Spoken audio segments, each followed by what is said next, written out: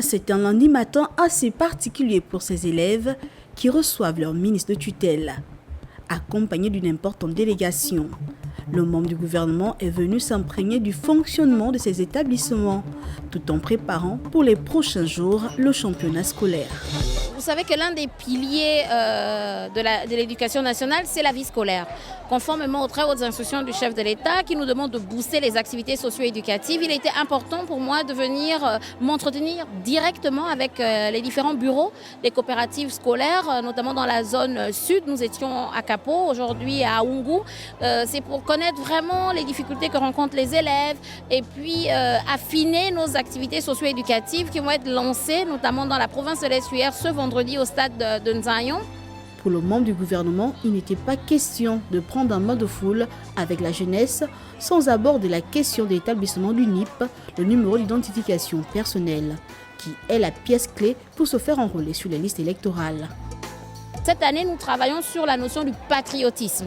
Nous avons mené une campagne conjointe avec le ministère de l'Intérieur et des ONG pour sensibiliser déjà les enfants justement sur les devoirs des citoyens. Et c'est la dernière semaine, le dernier virage. Donc puisque nos cellules d'éthique travaillent sur les questions de patriotisme et le travail qui est fait également avec les coopératives permet de sensibiliser davantage. Madame le ministre est également porteur des messages.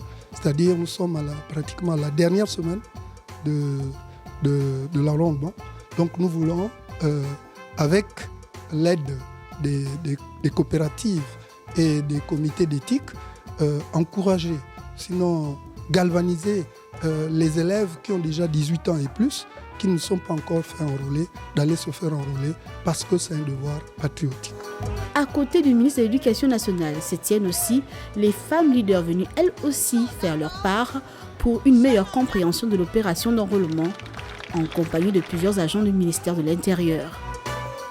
C'est à travers le vote que vous deviez choisir qui doit diriger ma commune. Quel est le député de ma circonscription? C'est qui le président que je vais choisir pour mon pays? C'est vous seul qui choisissez. Déjà, il faut avoir 16 ans.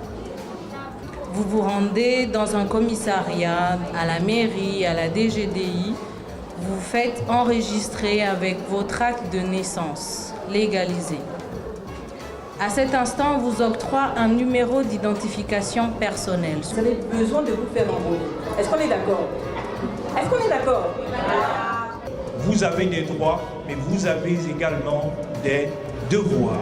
Vous êtes des Gabonais, c'est notre pays. Vous devez vous sentir concerné par ce qui se fait dans notre pays. Comme une lettre à la poste, le message a bien été reçu par les apprenants. Non, je n'ai pas encore fait mon NIP car je n'avais pas des informations nécessaires.